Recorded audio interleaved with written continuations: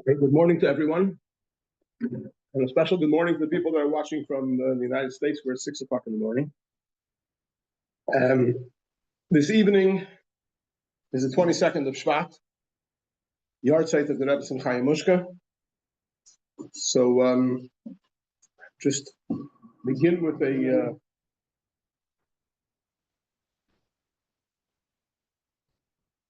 during the Shiva for the Rebbetzin, someone said to the Rebbe, I heard that she was a remarkable woman.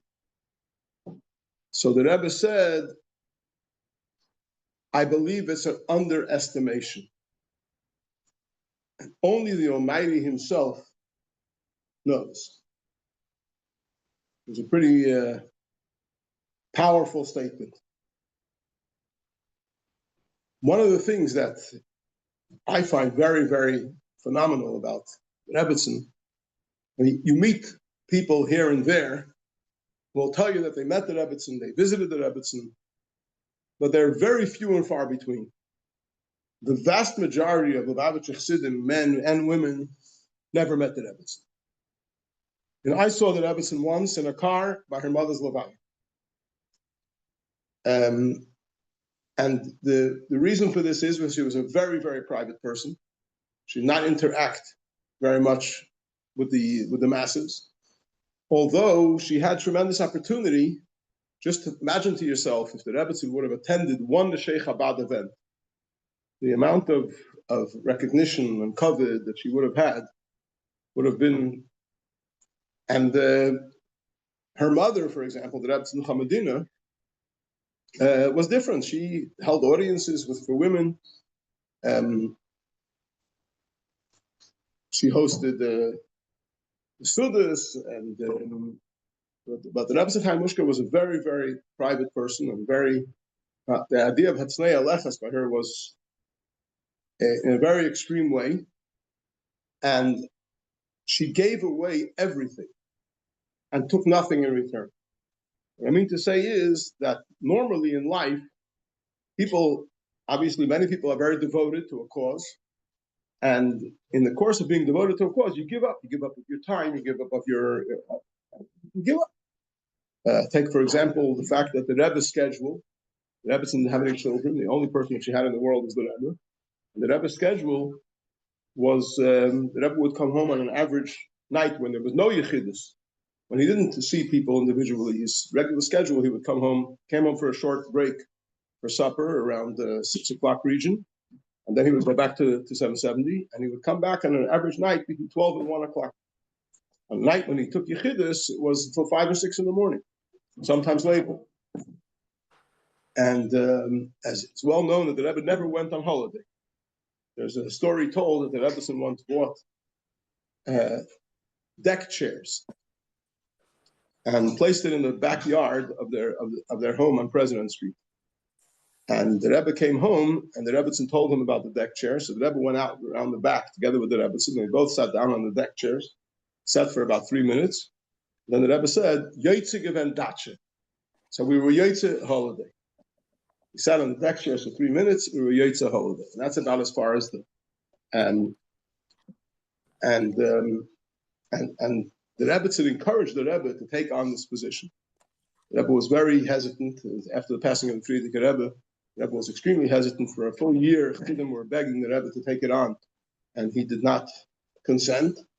And the rumor has it that it's ultimately the Rebbetzin who pushed him into it and said that everything that her father was Moshe Nefesh for all the years, what will be with it? What will come of it if the Rebbe doesn't? Anyway, whether I can't confirm that, but that's what is said. And so normally when people give away from themselves, they also take. They see the Hatzlacha, they see the Nachas, they're present at a major event and they see what a success it is, come to a Fabrengen, the Rebbe's Fabrengens. There are thousands of people at each Fabrengen. So if the Rebbe would have one time been present at such an event and a chance to shep the nachas from it, would have been a little bit of a give and take. But by the Rebbe, there was no such thing as give and take. It was totally give. Her whole life was give. And I told the story by Tzai Shabbos, a story that I probably told many times, but I think it's very significant. That I heard from my mother-in-law, my father-in-law, Rabbi Yom Klein, was one of the Rebbe's secretaries. And on one occasion, the phone rang at 3:00 in the morning in their house. And my father-in-law answered the phone. It was somebody calling either from Eretz Yisrael or from Europe, where the time is different. And the issue was that there was somebody who was very ill, needed to have emergency surgery. And the patient refused to undergo the surgery unless he had a bracha from the Rebbe.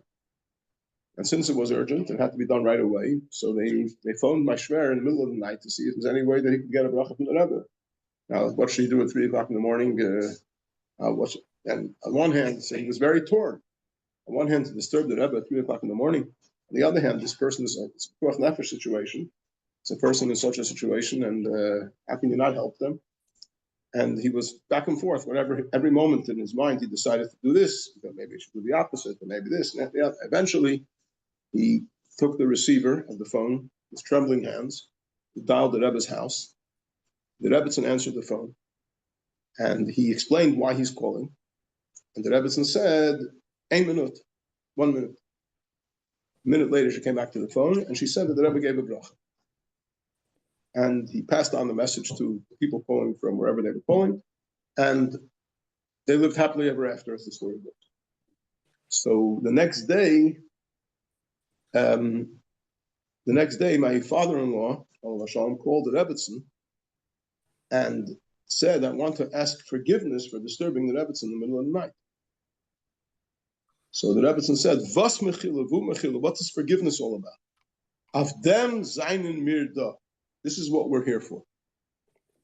This is what we're here for. If you need us at 3:00 in the morning, you phone us at 3:00 in the morning. What's the question? That's what we're here for." And it made such an impression on me, this story, because I think that every one of us, if we only remembered all the time what we're here for, we would have a totally different life. So I think that's a very, very powerful message there. So the Rebbetzin lived a life where she was always aware of what we're here for. And that is an amazing thing, and there's a tremendous amount to learn from. The Rebbe would, during the first year after the stalkers of the Rebbe would continuously quote the pasuk, that when you're talking about a departed neshama, the focus has to be, what could the living take to heart to emulate and to learn from and to...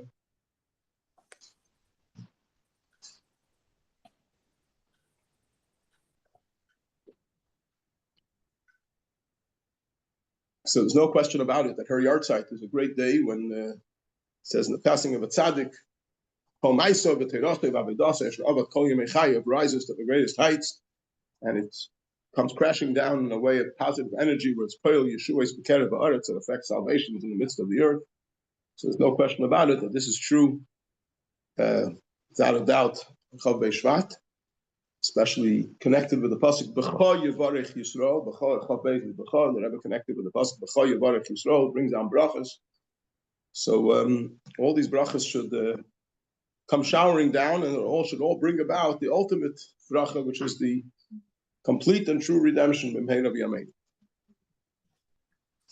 It's this week is Parshas Mishpatim, and Parshas Mishpatim begins with the words Ve'ele hamishpatim asher tasu lifnei.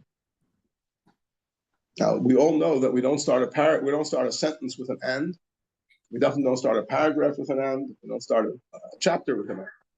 So how is it that the Seder begins with a vav Ve'ele hamishpatim, and these are the mishpatim? It should have started Eila hamishpatim. And Chazal tell us, Rashi quotes, that Ve'ele moisif al harishayim, that Ve'ele comes to add to what we learned before in Parshas Yisro. So even though in Parshas Yisro we learned some incredible things, Parshas Yisro is Aseres HaDibros, Matan Torah, most overwhelming, the most incredible divine revelation. Nevertheless, ve'ele meisif al rishonim. So the literal meaning is that this is a continuation of what we learned before. Just like what we learned before comes from Sinai, so these also come from Sinai. Although they're sensible laws, you might have thought maybe they just figured them out al pi seichel. We say no. Just like Seres HaDibros come from Har Sinai, so the Mishpatim come from Har Sinai, and they have to be treated with the same respect and with the same attitude, and we keep them first and foremost because Hashem said so. Even though there's an explanation for them, and they're very reasonable laws, and they all make sense, but nevertheless they are Misina. However, the words Meisif al Rishonim, you take it literally, Meisif means to increase, which means that these laws are what goes on in Parshas Mishpatim is not just more of the same, but it's an increase, it's an upgrade on the Rishonim, it's an upgrade on what we learned in Parshas Yisro. How are we to understand that Parshas Mishpatim is an upgrade on Parshas Yisro? So I think it could be best understood by focusing on something that takes place towards the end of Parshas Mishpatim. Towards the end of Parshas Mishpatim, you have what took place prior to Matan Torah. Ein muktam u'meuchar b'Torah. There's no chronological order in the Torah. So at the end of Parshas Mishpatim, you have the preparations of the Jewish people for Matan Torah.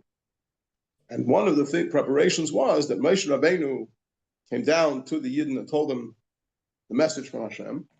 And they responded, Kol asher diber Hashem na'aseh v'nishma. Everything that Hashem spoke, we will do and we will listen. So in Parshas Yisro, it only says Kol asher diber Hashem na'aseh. Everything that Hashem says we will do. In Parshas Mishpatim, it says Kol asher diber Hashem na'aseh v'nishma. So the Gemara says, B'shah shehikdimu Yisrael na'aseh v'nishma. When the Jewish people prefaced Nasa before Nishma, the Malachim came down and they crowned every Jew with two crowns. Echad k'neged Nasa ve'echad k'neged Nishma. One corresponding to Nasa we will do, and one corresponding to Nishma we will listen. So the simple question is, there seems to be a contradiction from the beginning to the end. In the beginning it says, B'shah shehikdimu Yisrael Nasa v'nishma. Hikdimu seems to imply that the reason they got the crown was for prefacing Nasa before Nishma. In other words, had they have said Nishma v'Nasa, they wouldn't have gotten any crown. Because they prefaced Nasa before Nishma, B'shash hikdimu Yisrael Nasa l'Nishma, therefore Yardim Malachi Hasharis v'kashu v'chal echad Yisrael shmei ksar. And then the Gemara continues, Echad k'neged Nasa, ve'echad k'neged Nishma. One corresponding to Nasa we will do, and one corresponding to Nishma we will obey. We will listen.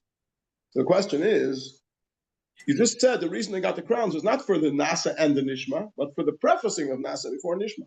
There was only one prefacing. So why'd they get two crowns? Sensible question. If it was B'shash Hikdimu, if they got the crowns for prefacing, then it should only be one crown. There was only one act of prefacing. Why Echad K'neged Nasa Echad K'neged Nishma? And to take it further, what's a crown? A crown is something that goes over the head. The head is the seat of the intellect. And the crown goes above the head, which means the super rational. So Nasa, which means we will do without questioning. Whatever Hashem says, we will do. Whether it makes sense or it doesn't make sense. Whether we understand it or we don't understand it. If Hashem says, we're in it. We'll jump in the deep end. So for that, you deserve a crown, because that's a super rational commitment. But when they said Nishma, Nishma means we will understand. We'll hear what you have to say, and we'll think it through. We'll see if it makes sense. Where's the super rational? Where's the crown over here? Why do you deserve a crown for Nishma? Nishma is not a super rational commitment. Nishma means we'll listen, we'll take it in, we'll absorb it, we'll figure it out, we'll make sense out of it. Fine. That's a rational connection. That's not a super rational connection. So I can understand why they got the crown for Naaseh. Why did they get the crown for Nishma? So the answer is very simple. If the Yidden would have said Nishma v'Naaseh, what would that have meant? That would have meant we will hear you out, we'll think it through, we'll try to understand it, and if it makes sense to us, we'll accept it. We'll commit ourselves. Would they have deserved any crowns? None at all. Because there would be nothing super rational there. When they said nasa, nasa means we're going to do without questioning. It doesn't make a difference if we understand or we don't understand. We're going to do it anyway. Hashem wants this. This is what Hashem told us to do. We're going to jump in the deep end. So for that, they deserve a credit. Right? Now, what's the vinishma? Once we've already committed ourselves to do, what difference does it make if it makes sense or not? Why should we waste our energy on trying to understand it? We've already made a commitment. We're going to do it whether it makes sense or not. So why vinishma? The answer is because the Jewish people understood that Hashem is not satisfied with just a nasa. He doesn't want that you should only do. He wants you to be committed not only with your hands and feet, he also wants you to be committed with your mind and heart. He wants you to be fully with the program. That this is what I understand, this is what I feel, this is what I'm excited about, this is what I'm enthusiastic about. So in order for that to happen, how do you get yourself excited and enthusiastic about something? You have to understand it. You understand it, and then you get excited about it. So therefore, the nasa is not sufficient.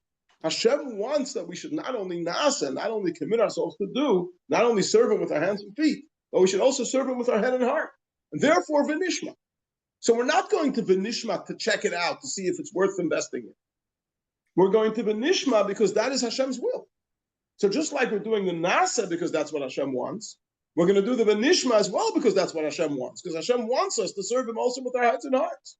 In other words, Hashem wants that we should do the mitzvah not only because he said so, but also because we understand why we should do it. So if that's what he wants, then we're going to jump in the deep end and we're going to do not only the nasa, but also the nishma. So since the nishma, which follows the nasa, is also a commitment to the will of Hashem, only because this is what Hashem wants from me. So therefore, when he kedimu nasa lin nishma, when they prefaced nasa before nishma, then yardu malachi yasharis v'kashlu l'chal echad echad v'yisrael shnei ksarim. The angels came down and adorned every Jew with 2 crowns. Echad connected nasa v'echad connected nishma, because the nishma, when it follows the nasa, also is a super rational commitment. Yes. Yeah. When they say the verse nasa, so they're having mind only to do. What is it called? Okay, so the question was asked when they said in Parshas Yisrael nasa, did they mean only to do? So the point like this in Yisrael, Aseres HaDibros was an overwhelming experience. Vayered Hashem al Har Sinai. Hashem's presence descended upon Har Sinai. So Vayar ha'am vayanuhu vayamdu meirachik. The nation saw and they trembled and they stood from a distance. I said, we're surrendering. Whatever Hashem says, we're going to do. Right? But that's not enough. It's not enough to surrender your will to the will of Hashem. I'll illustrate it by what happens by the Seder. By the Seder, we have 4 sons, right? Chacham, Rasha, Tam, Sheni, Elisha. So, Chacham, Mahu, what does the Chacham ask?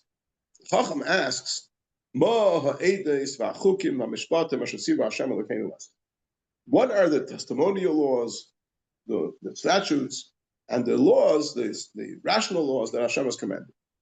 Yeah. Now, who's asking this question? The wise son. He's supposed to be wise.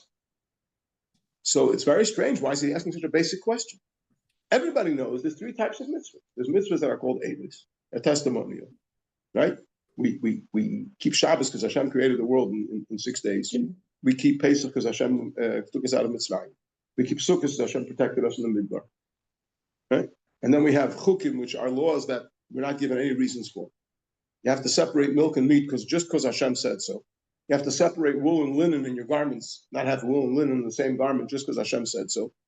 Right? And there's no explanation given why that works. That's chukim. And then there are Mishpatim. This week said, if you deposit an article with someone to guard and the article gets lost, so it really depends on what the agreement was. Is he being paid to guard? Is he not being paid to guard? There's various laws, and all these laws are very rational. So there's Eidos, Chukim, and Mishpatim. So the Chacham, the Ben Chacham, comes to the Seder, and you expect to the Ben Chacham a brilliant question. What does he ask? He asks a very basic question. What is this Eidos, Chukim, and Mishpatim all about? The father says to him, I don't understand. I sent you to school. Didn't you learn about that? What's his question? So the deeper understanding of the question is that the Ben Chacham, he's called a Chacham because he excels in Chachma. Chachma, we learned in Tanya, is koyach ma. It's the capacity for self-nullification. Right? So the Ben Chacham is someone who excels in the capacity for self-nullification, the capacity for surrendering his own will to the will of Hashem. That's his specialty. So he comes along at the Seder and he says, I have a question. I was taught that there's 3 types of mitzvahs. Eidos, Chukim, and Mishpatim. And how do they differ? Whether we understand the reason, what type of reason it is, or we don't understand the reason. So I don't understand why there should be any differentiation. As far as I'm concerned, the only thing that counts is, does Hashem want it? If this is what Hashem wants, count me in. What difference does it make to me if I do understand, I don't understand? Who am I? It's only Hashem. And if Hashem says, do it, I do it. No questions asked. Why bother with differentiating between Eidos, Chukim, and Mishpatim? It doesn't make any sense to me. So what do we answer here? So the Haggadah continues, that the father should teach the son the laws of Pesach, and specifically the law of Ein Machtirin Achar Pesach Hafi Kaima. That after the Karban Pesach, or by us after eating the matzah at the end of the meal, you can't have any afters. Yeah? Why not? Why not? Because we want the taste of the Karban Pesach to remain in your mouth all night. Why is it important that the taste of the Karban Pesach should remain in your mouth? If you ate the Karban Pesach, you ate the Karban Pesach. What do you need to taste for? The answer is, obviously Hashem wants not only we should do the mitzvah, but we should also have the taste of the mitzvah. We should have the geschmack in the mitzvah, the pleasure of the mitzvah, the delight in the mitzvah. So you see that it's important not only to serve Hashem with your hands and feet, but also with your mind and heart. And that's what gives you a geschmack in the mitzvah, a geschmack in Avodas Hashem, and delight in the service of Hashem. So therefore, chukim, we don't have any explanations for. The maximum you can do with chukim is serve Hashem by doing them. Kol asher dibar Hashem na'asa, as it says in Parshas. But by Mishpatim, where we are explained the reason, you can't be Yotze just by doing them. Because Hashem wants more from you than just doing them. He wants you to also understand them, integrate them into your being, so that somebody asks you, what do you think? What's your opinion? Don't just tell me that Hashem said I have to do it. What do you think about it? My thoughts, my opinion should be in sync with Hashem's opinion. My will should be in sync with Hashem's will. My delight should be in sync with Hashem's delight.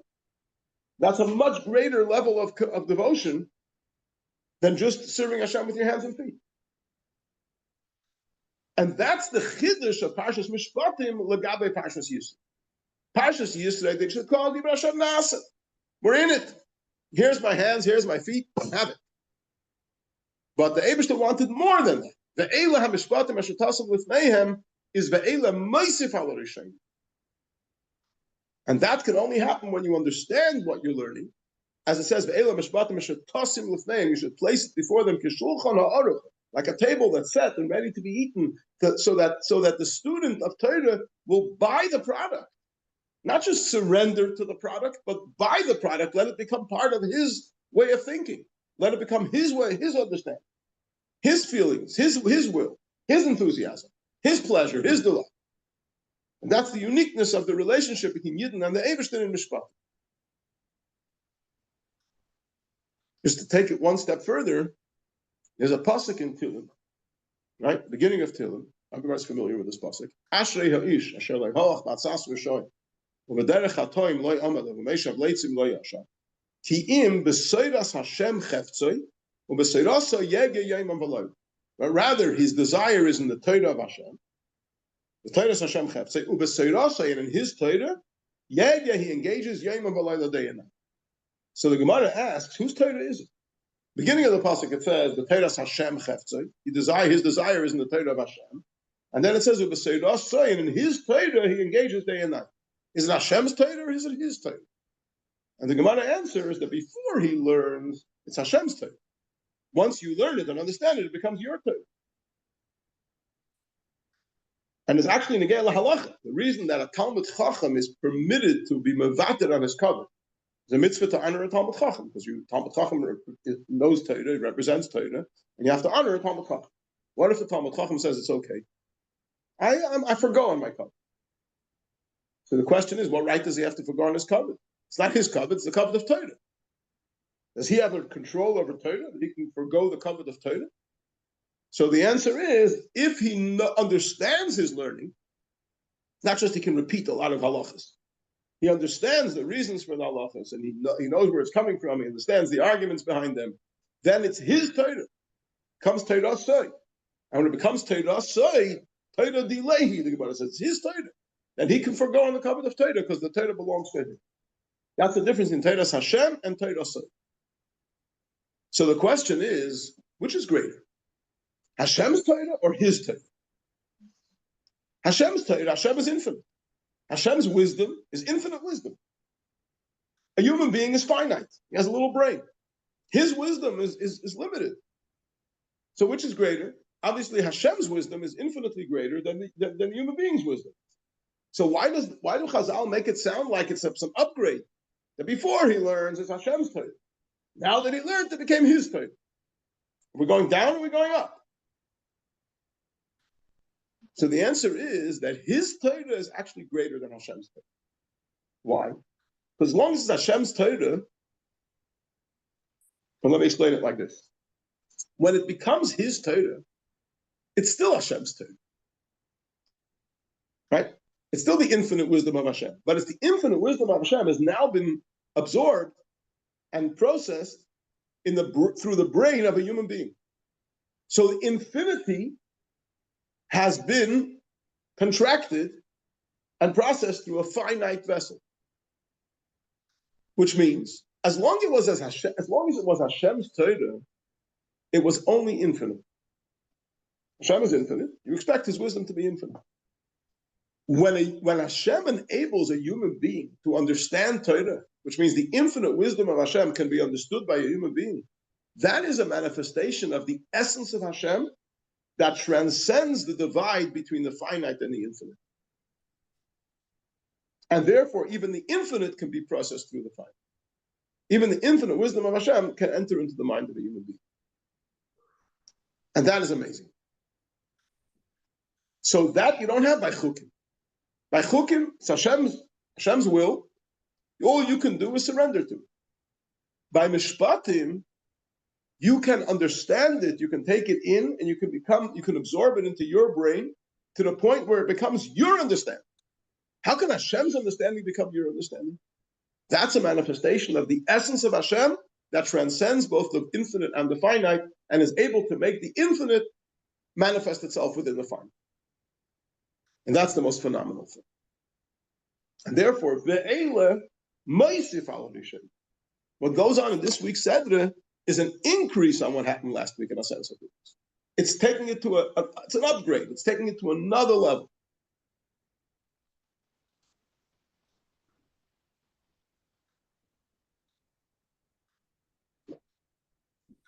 Hope that makes sense.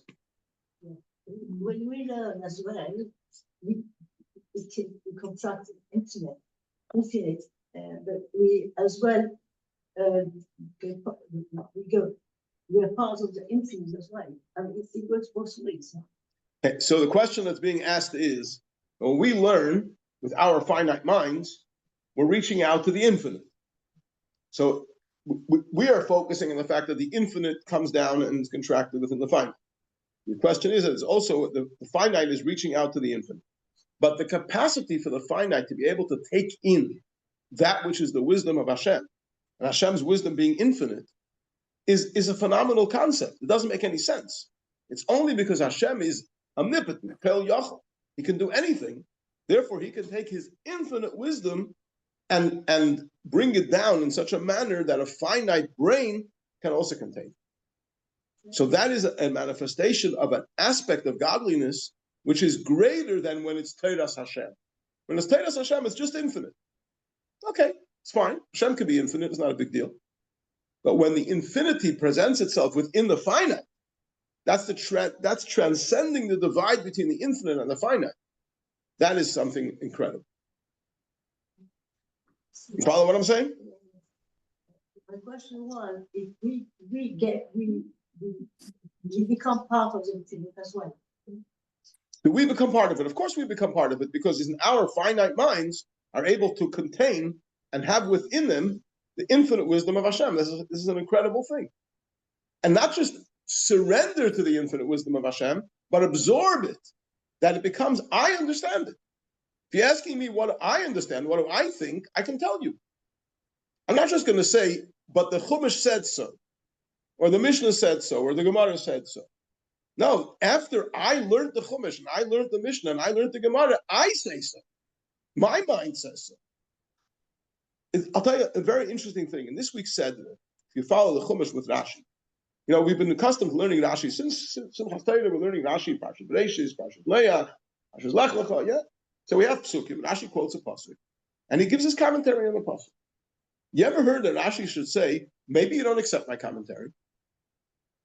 No, he tells you his commentary. You chose to learn Rashi. You're going to accept what he says. In Parshas Mishpatim, almost every pasuk, Rashi tells you the pshat, and then he says, "Oy, einay, maybe it's not right, and I'll prove it to you until you're convinced that my pshat is right." Why suddenly does Rashi need to convince us of it?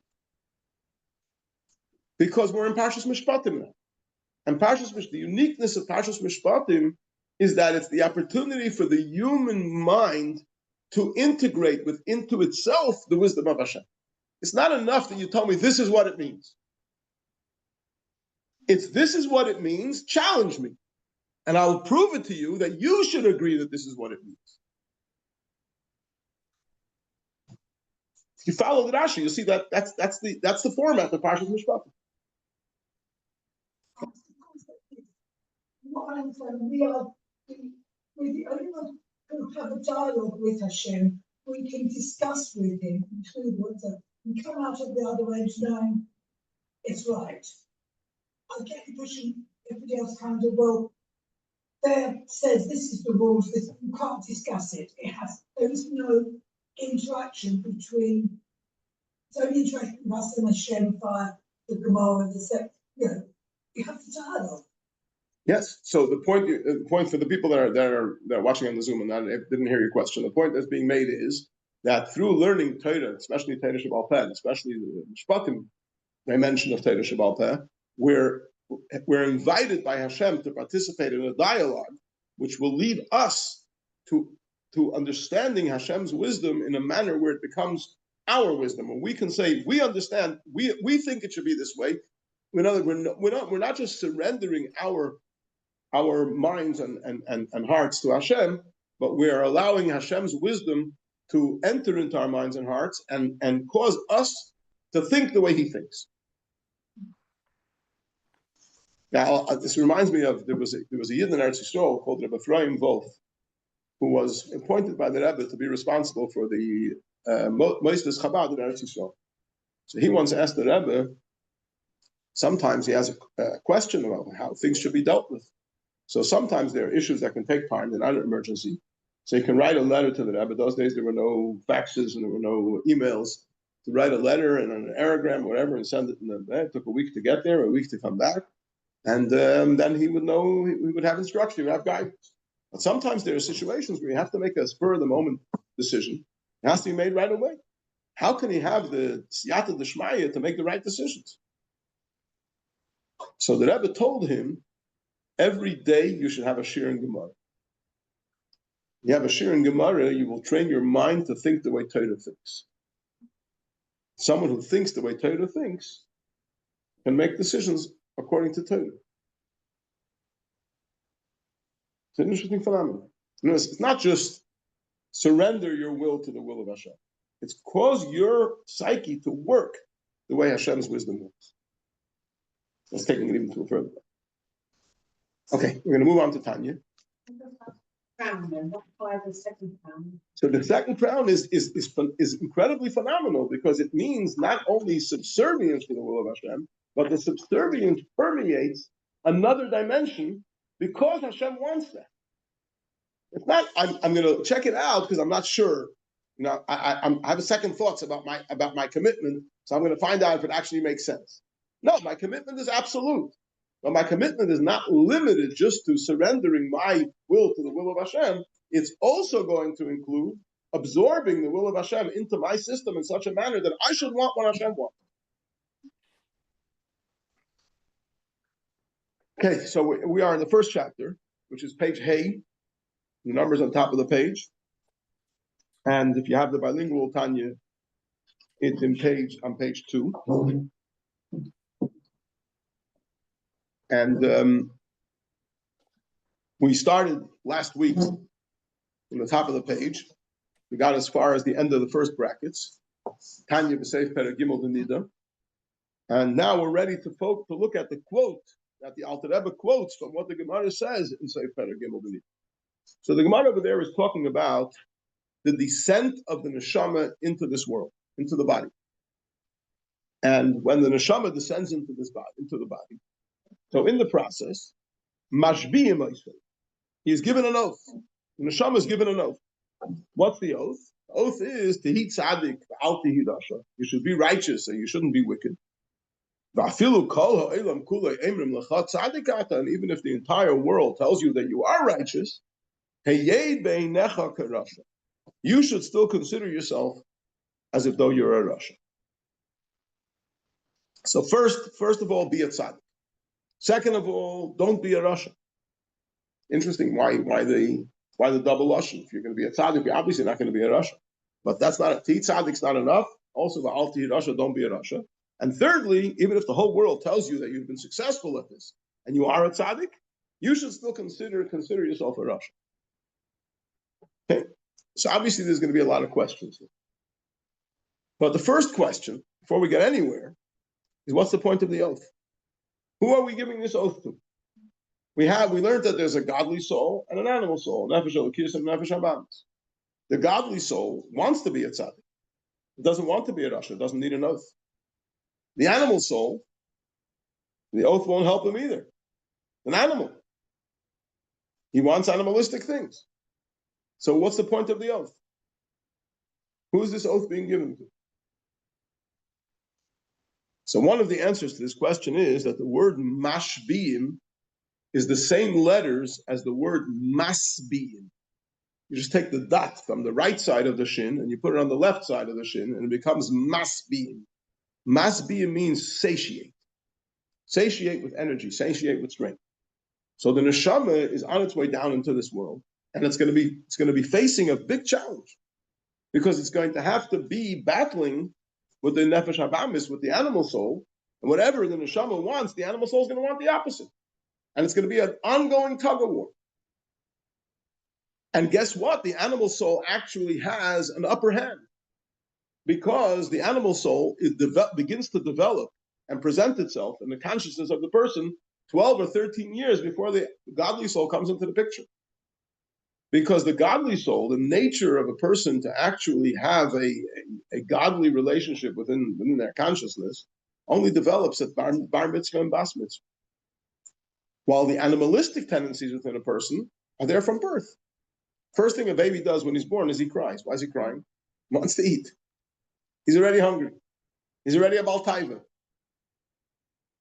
And he's accustomed to this for 12 or 13 years until the first experience of considering, hey, 1 minute, what am I doing in this world? What's my purpose of existence? As we said before, what are we here for? Right? But the question, what are we here for, really only becomes a serious question in the consciousness of a human mind when the nefesh elokis comes into the picture, which is 12 or 13 years later. So being that the nefesh habamis, there's a halacha that a dayan in a din Torah is not allowed to hear out one side before the other side shows up.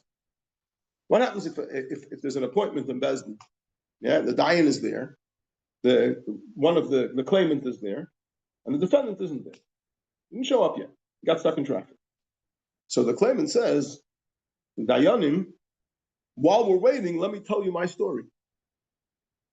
If they hear out his story, they're pasul adin. They're disqualified from taking that din Torah. Because once you hear the story from one side, it makes an impression on you. And it's hard to knock that out. Then when the other person comes along and tells you his story, you say, I know already. Yeah, subconsciously, that's the way your mind works. So the only way that it could be is that both have to be standing in the presence of a dayan. And the first one says his, and immediately the other one, there's a rebuttal immediately. If not, it doesn't work. And here, the nefesh habamis had 12 and 13 years to present its case. And only after 12 and 13 years does the nefesh elokis get a chance to try and throw in something. You expect to be able to win such a battle. So you need tremendous satiation of energy to be able to take on such a battle. So when the neshama descends to this world, mashbiyim, it's given an oath, meaning masbiyim. It's given satiation, it's given energy, it's given strength to be able to be a tzaddik and not be a rasha, to be able to battle that battle against the nefesh habam is successful. Now, this idea of mashbiyim being masbiyim, it's not a play on words. If you think about it, the whole concept of an oath is really a satiation of energy. And I'll illustrate it in the following way. Let's say a person makes an oath, I'm never going to eat oranges. Why are you making an oath you're never going to eat oranges? If you don't like oranges, you don't want to eat them, don't eat them. If you want them, eat them. Why are you making an oath you're not going to eat oranges? So the answer is, I want, at this moment, I want to make a commitment that I'm never going to eat oranges. But I know that one day I'm going to be tempted. It's going to be very hard for me to withstand the temptation. So I'm taking an oath to satiate myself with the commitment, the strength to be able to hold out. Right? So the whole concept of taking an oath is really a form of satiating yourself. In fact, there's a halacha, nishboim l'kayim es hamitzvos.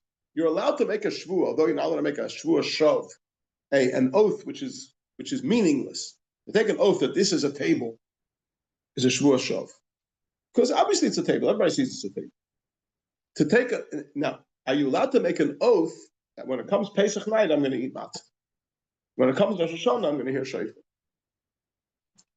Friday afternoon, I'm going to bench Shabbos list. Or a man is going to put on film. We're going to bench after meals. So the din is, nishboim l'kayim es hamitzvos. You're allowed to take an oath and you're going to fulfill a mitzvah, although you already took the oath at Sinai. So it's a meaningless oath. But the fact is that when you take an oath, it strengthens you. It gives you it strengthens your commitment to fulfill it. And when it comes the moment that you're going to have a weakness or you're going to have a temptation to be lazy and can't be bothered, as they say in this country, and not do it, you remind yourself, but I took an oath, so I have to do it. So the whole idea of an oath is a form of satiation. Satiating yourself with the energy to be able to withstand the temptations or the laziness or whatever it is and see it through. So mashbiyim also means masbiyim. So the neshama is given the extra strength, the extra empowerment to be able to hold strong under even in most difficult circumstances and remain committed to be a tzaddik and not to be a rasha. Question. Yes. Somebody makes a note not to eat oranges. Mm-hmm. Is it between him and Hashem, or if somebody says, would you like an orange? And he says, thank you, but no, I've made a note. Surely he's tempting the person offering the orange to push him. So the question was asked for the benefit of people watching on the Zoom. The question was asked, if a person makes an oath, he's not going to eat oranges. Is it only his business between him and Hashem? Or is it also inadvisable that someone should tempt him by offering him an orange? So if the answer is like every other mitzvah, you're not allowed to put a person in a situation where it's going to be harder for him to do a mitzvah and easier for him to do an aveda. So if you know that person has taken an oath that he's not going to eat oranges, then you shouldn't offer him an orange and tempt him to do an aveda. It's an obvious thing. But there's the person who sees it as, it's wrong, I would say, to kind of push this person to break. They see it as a challenge. It just like in any other situation where the Iver they sit in Michshel, the Torah says, don't place a stumbling block before a blind man, which means that if a person's in a situation, a simple question. Let's say you have someone who hasn't washed Natilas Yadayim before a meal. And are you allowed to pass them the bread?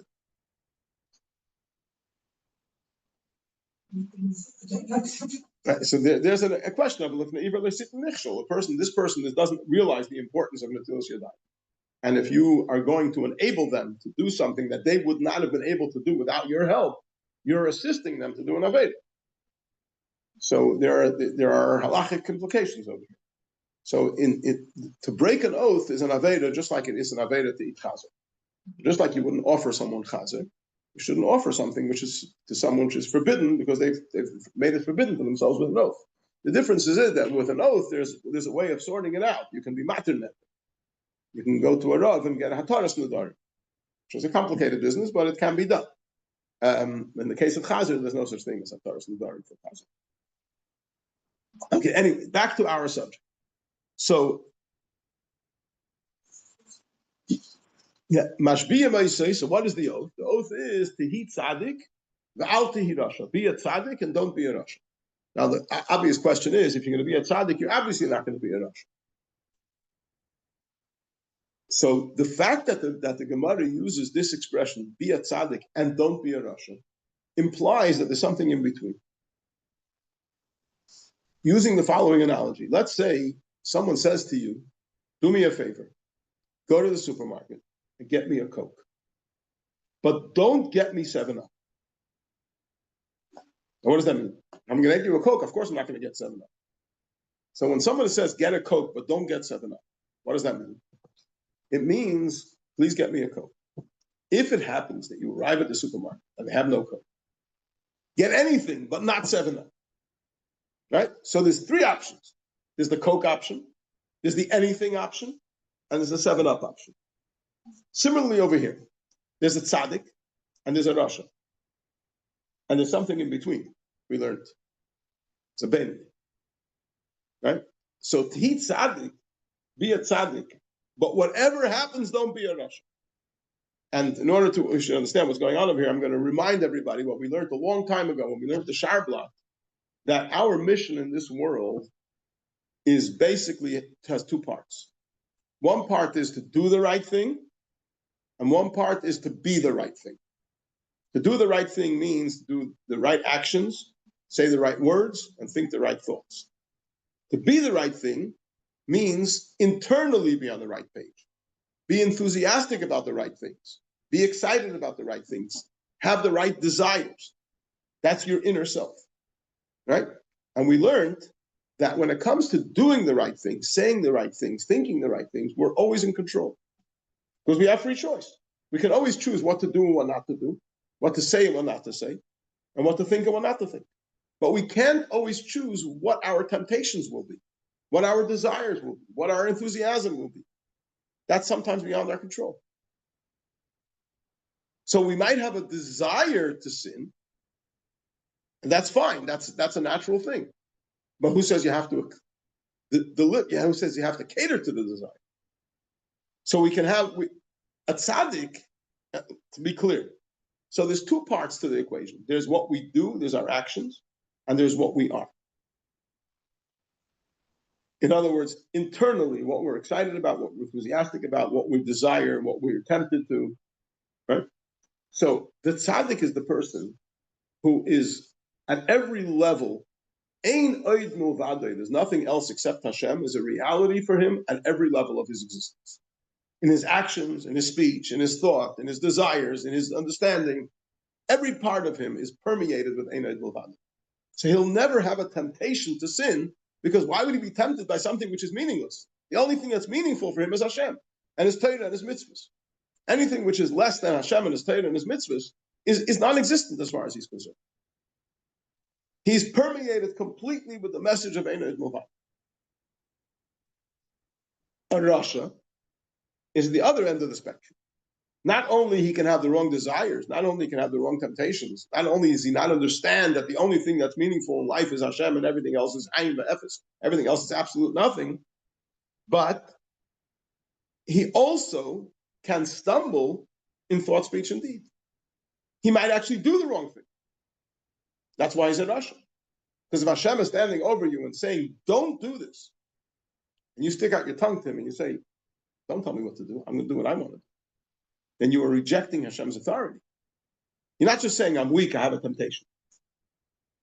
You're fulfilling that temptation against Hashem's instruction. That's a rasha. But in between, there's the Beinoni. What's a Beinoni? A Beinoni is a person who internally is not necessarily 100% on the right page. So he can sometimes have the wrong desires, he can sometimes have the wrong temptations, but in practice, he would never dare disobey the Torah. The Torah is Hashem's wisdom and Hashem's will. How do you disobey the Torah? So just 1 second. So therefore, what is the oath? The oath is, be a tzaddik. Do everything you can to be a tzaddik. Meaning, Be with Einoid Milvadoi, not only in your actions, not only in your speech, not only in your thought, but also in your emotions, also internally. Be permeated completely with the message of Einoid Milvadoi. That's a life's mission, but that's what you should be aiming for. That's the initial oath, to eat tzaddik. Do everything you can to be totally permeated with Einoid Milvadoi. What if you don't achieve that? But at least al tehi rasha. One thing for sure: don't do what's forbidden.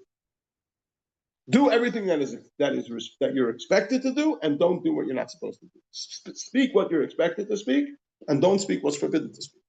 Think what you're expected to think, and don't think what's forbidden to think, because there you have free choice. That you surely can do.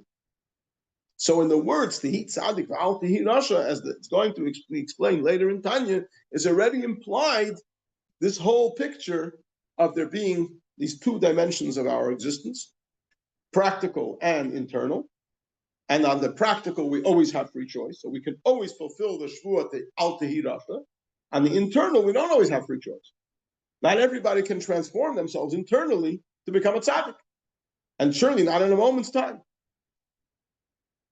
So tehi tzaddik is something we can strive for, but we can't always guarantee that we'll be able to fulfill it. But al tehi rasha is something we can always fulfill. What was your question? I'm sorry. Oh, okay. So it says that if the whole world thinks you're righteous, you should yourself as wicked. Why do we have to think of ourselves as so low? We're being taught right now that it's like so negative to be Russia. And why not just assume ourselves to be like a Beinani? Okay, so you're assuming that Hayei Beinecha Karasha means be a Russia. Consider yourself a Russia.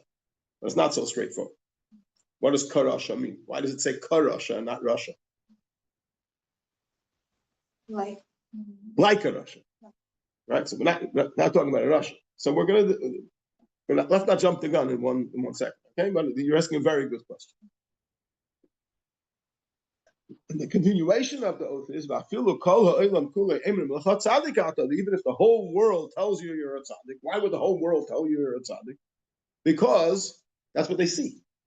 So they're looking at your external behavior, and they say, "Look, this person is doing everything right, never does anything wrong." So the whole world, meaning everyone is looking at you from the outside, says, "Well, you're a tzaddik," right?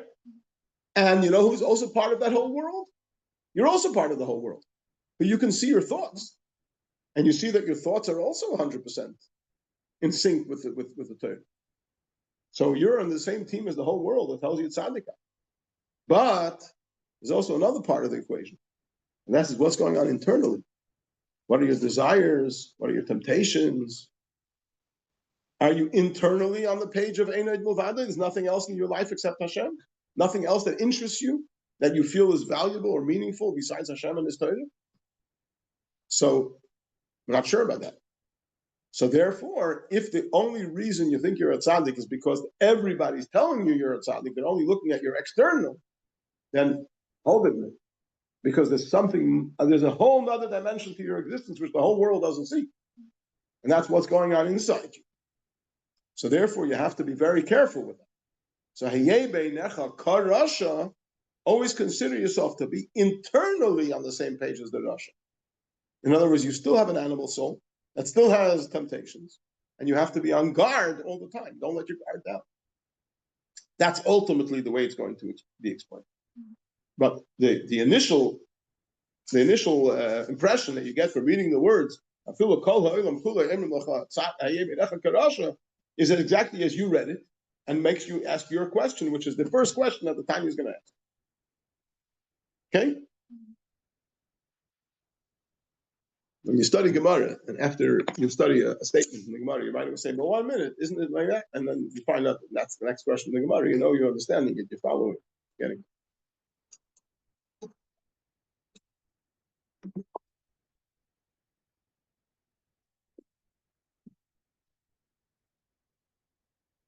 I'm just going to add, we said about mashbiim, that the word mashbiim is shvuah, as well as soiva, satiation. There's actually another meaning to the word mashbiim, and that is from the word sheva, which means 7. How does the word 7 come in over here? So we know that there are 7 emotional character trait, right? Chesed, Gvura, Tiferes, Netzach, Hod, Yesod, Malchus. And there's three intellectual, Chachma, Bina, and Das. We learn about it in chapter 3 in detail, but we're basically familiar with that concept. There's the three parents, Chachma, Bina, Das, and the offspring are Chesed, Gvura, Tiferes, Netzach, Hod, Yesod, Malchus. So generally, when we talk about emotions, we're talking about emotions that are influenced by the intellect. But the truth is that a human being has emotions that are before the intellect. In other words, there are inherent emotions in a person. For example, why would you like a certain friend? Because you know that that person is very virtuous, has a lot of good traits, they're friendly, they're caring, and therefore you've taken them as a friend. But what about your children? Why do you love your children?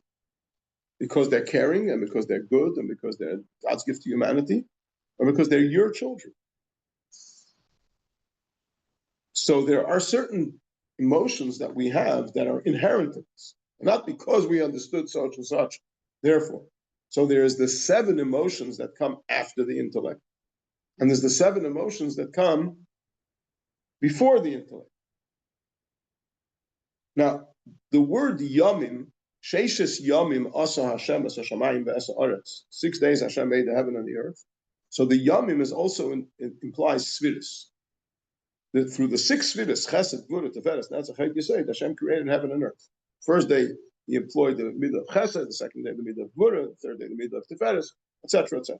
So the sheishes yamim are the 6 middos. When it says asher nishbata l'avoseinu mimei kedem, titein emes liYaakov, chesed leAvraham, give truth to Yaakov, kindness to Avraham, asher nishbata l'avoseinu, which you have sworn to our forefathers, mimei kedem. What does mimei kedem? Literally say days of old.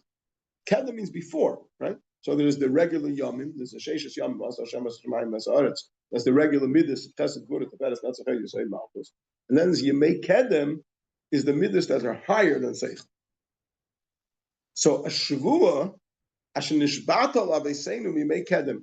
We say you've taken an oath to our forefathers from yemei kedem, meaning when Hashem commits himself with an oath, he's giving of that aspect of himself which transcends intellect. He's giving of his love to the Jewish people, which is super irrational. If you remember in Parshas Boy, we had this whole discussion about Makas B'Cheres coming from the essence of Hashem, where Hashem says, there's no questions to be asked. I love the Jewish people, and I'm going to spare them, and I'm going to smite the Egyptians. And all the arguments of Midas Hadin, at Chatzos Halayla, they don't make a difference. If anybody remembers that shiur. So the point over here is that Yemei Kedem are the emotions that precede the intellect. So the idea of an oath draws down from that level of Sheva, from the 7 emotions which precede the intellect. Similarly, in a person's soul, you have the 3 intellectual faculties, you have the 7 emotional faculties, but you also have the 7 emotional faculties that precede the intellect. And that is a non-negotiable reality within the person. So mashbiyim oisoi means that we are drawn, energy is drawn from the Sheva, from the 7 levels of the neshama that are in the subconsciousness of the neshama, which precede the intellect, precede awareness. And from there, we draw energy to be able to take that battle on with the Nefesh HaBamish successfully. So the mashbiyim, the oath that's given to the neshama when the neshama descends to this world, is to gain access to the energy that comes from Yemei Kedem, from the sheishes yamim, the shivas yamim of the neshama, the 7 emotions that precede intellect, that we should be able to draw energy from there to be able to battle the temptations and the desires or the laziness or whatever it is of the animal soul, the Nefesh HaBamish. So it comes out that the word shavua or mashbiyim has 3 meanings that fuse together. It means an oath, shavua. It means a satiation, soiva. And it also means sheva, because where does the satiation come from? It comes from the 7 emotions that precede the intellect. Any questions? It's the 7 emotions, the 7 spheres, yeah. In heaven, they're spheres, and in our experience, they're the components of our nefesh, which are emotional in this case. Are they exactly the same, or they are like it depends? I'm sorry, can you make that question clear again? Are the Svirus and the Kaiches the same, you're asking? Yeah, but they don't change according to the difference that, that narratives, come back from the parents of the. Okay, so the question was, do these seven Kaiches, these seven midas that precede intellect, do they always remain the same, or are they dependent on circumstances? So the answer, to the best of my ability, is they're always there. The question is, how much access do we have to them? So when we are more in touch with spirituality and holiness, it gives us more access. When we're less in touch with spirituality and holiness, we're blocking them out. But in unique occasions, they break through all the blockages. Just to give the following analogy. Simchas Torah last year, when what happened. So there were Yidden in all different stages of their connection with Yiddishkeit that were aroused by the events that took place, and suddenly realized something about their Jewishness that they might never have been aware of. They realized that Yiddishkeit makes a difference to them. And when something happens to a fellow Yid, it touches them very deeply. That the situation in Eretz Yisrael is very meaningful to them. And they were never aware of the fact that it was so meaningful to them. So it didn't become meaningful to them at that moment. It was meaningful to them all along, but it was in their subconsciousness. Suddenly, it rose to the consciousness, right? So there are certain realities in our souls, in our psyche, whatever you want to call it, that they're there all along, but we're not aware of them. And certain events make us aware of what's there all along. Does that answer your question? Yes, it doesn't depend on the parents. So there are many things that can contribute to us becoming in touch with them. And one of them is the role of the parents. There are many contributors, but every Jew has that relationship with Hashem. The question is only how aware he is of it, under what circumstances he becomes aware of it, and how he reacts to it. Okay? Okay, we'll hold it over here. Hashem.